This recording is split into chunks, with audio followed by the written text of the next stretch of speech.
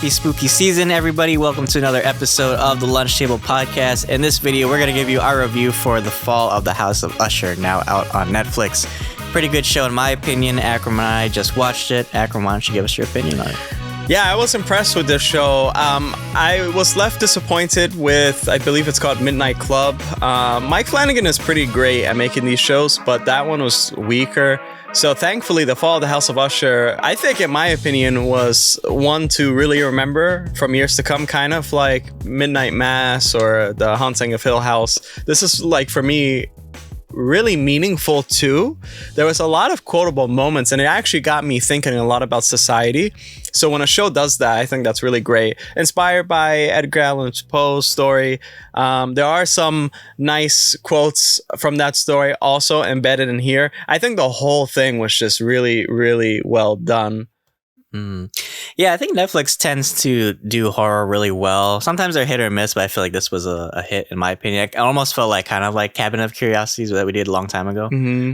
Just like the kind of like there's like an irony at the end for some of the characters. Yeah, the characters were interesting. The story I thought was like really unique. I've never read the story, but I could just tell it felt kind of like faithfully adapted in my opinion. And the deaths were warranted.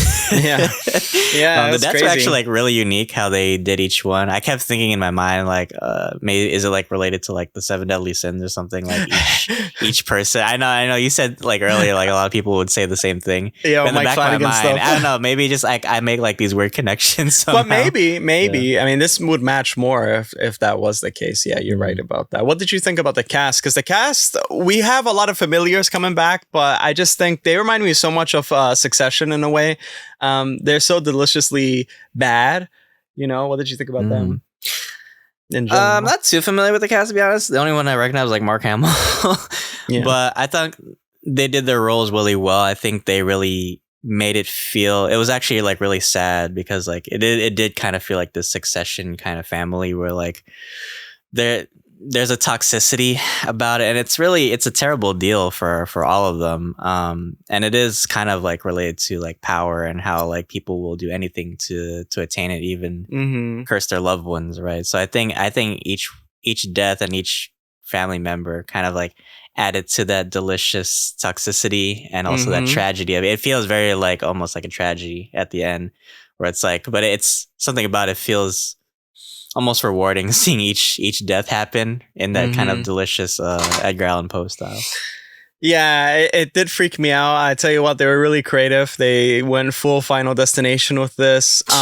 So they're haunted by this character named Verna, played by Carla Gugino, excuse me if I'm pronouncing that wrong. I think she was great. She's usually great in a lot of projects she's in. She's absolutely wonderful here.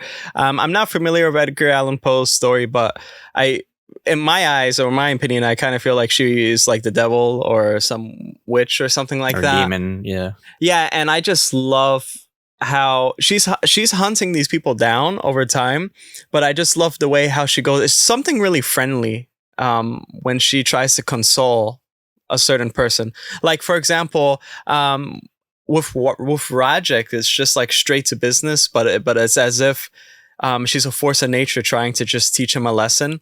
And Madeline too, when she's talking to Madeline, it's funny because Madeline she's like this badass woman, and she kind of seems like she could go toe to toe with Verna, but at the end of the day, she really can't. So I don't know. Their dynamic is really interesting, just talking in the old house. But what really stood out to me was that when she was going to take away Roderick's granddaughter, because everybody dies, she really regretted it. But again, business is business. This was a contract that he, in a way, signed. And I thought that scene was so beautiful when she talked about the mother, what she's going to do after the granddaughter's death, that she's going to raise awareness for spousal abuse and just stuff like that. And she's going to change the lives of many people, millions of people. And it's all because of you. And after you die, and, you know, she just touches her and then she like passes away. And there was something about it that was just like that. They did it in such a respectful, tasteful, and I think poetic way. And with the other kids, I mean, sometimes I felt bad for some of their deaths, Like, for example, honestly, I kind of felt bad I know a lot of people are going to look at me kind of weird, but I felt bad for Prospero when he died because he's just a sex hound. I know he's trying to get blackmail, but the way how he died was probably one of the worst ways to die, and he got it out of the way really fast. The whole cast was great. Bruce Greenwood, I keep getting him confused with what's Jack Quaid's dad? Howard, or what is it? Was it like David Quaid or Dennis something Quaid, like that? At first I thought that was Dennis Quaid. I forgot. I was like, oh no, that guy's from Geralt's. He kind of looks like him. Yeah. I was like, oh wow. He's great though. I love his voice in this. I also like Zach Gilford. He's back from Midnight Club and the other show.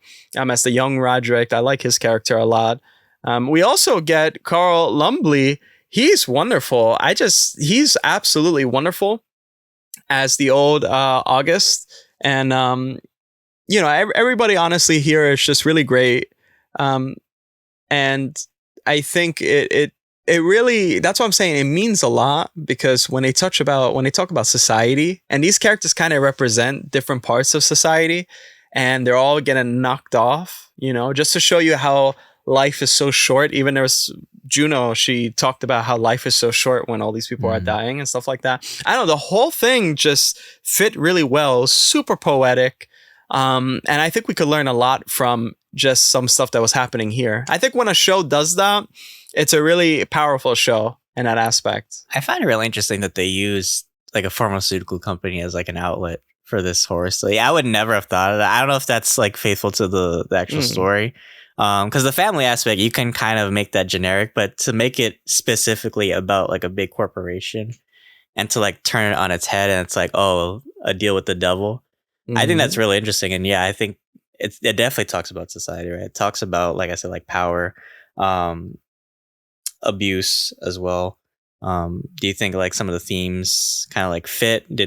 Sometimes they push it too much? No, for sure. I mean, I think honestly, it didn't feel, when Verna was talking sometimes, like her points didn't feel at all as if it had an agenda or political agenda or something annoying like that. It's definitely an omnipresent view of society, which is one that I take a lot of the times of society. And what she mentioned something which is really cool. It's like this, she's not human at the end of the day. And she mentions, one of my favorite parts is that she mentions to Mark Hamill, which was a great conversation. But Mark Hamill's great in this show too.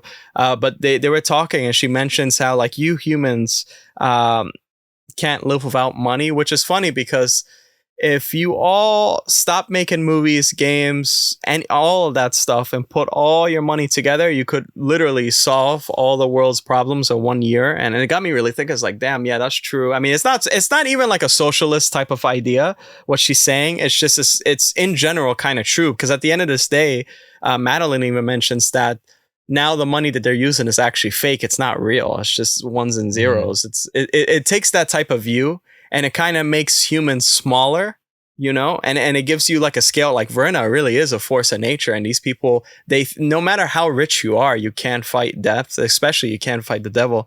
And so it was really interesting how they approached that. And I think that was the crux of the whole show, was Verna's battling all these sides of toxic society, which was great at the end, to be honest with you. It really was well put together. Well, it's a battle of temptation too. It's like when you have like these type of shows that have like these kind of deal with the devil characters, it usually ends up the person that makes the deal is the one that hurts themselves. It's not even the demon or the witch hurting them, right? It's because you chose this path, right?